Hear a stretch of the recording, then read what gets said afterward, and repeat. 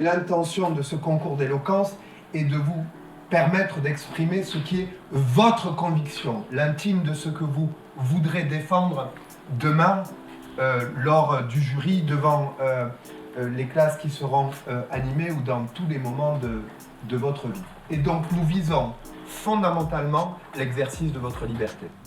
Il se trouve qu'au grand jeu de la rhétorique, on ne commence pas tous et toutes sur la même ligne de départ. Et on s'est rendu compte, c'est des recherches en sociologie depuis une cinquantaine d'années, on s'est rendu compte que, en ce qui concerne la maîtrise de la parole, la maîtrise de l'argumentation, on est tous et toutes très inégaux. Le langage, l'argumentation, c'est la première des inégalités. On est là pour essayer de vous transmettre une compétence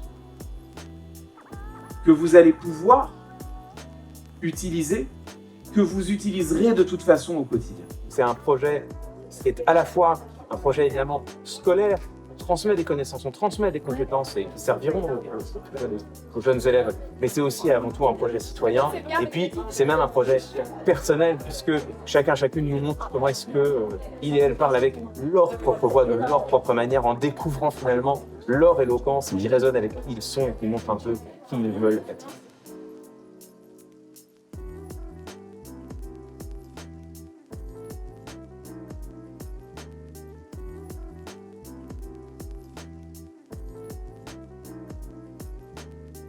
Tous les ans, on fait un peu des spécialités différentes, mais on a un parcours qui est toujours à peu près similaire, qui est que d'abord, on travaille sur la posture, donc c'est quoi prendre la parole physiquement, comment on se tient, comment on respire, etc. Et puis après, on travaille les arguments, donc comment on va un peu avoir un argumentaire solide.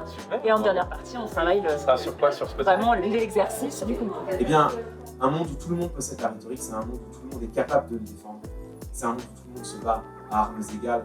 Et c'est la seule manière de sortir de ce dilemme terrible dans lequel je vous ai plongé ce matin. La seule manière de garantir qu'un pouvoir soit utilisé équitablement, c'est de s'assurer qu'il soit partagé par toutes et par tous. Et bien, partager la rhétorique à chacun et chacune, c'est ce qu'on va essayer modestement de faire ici.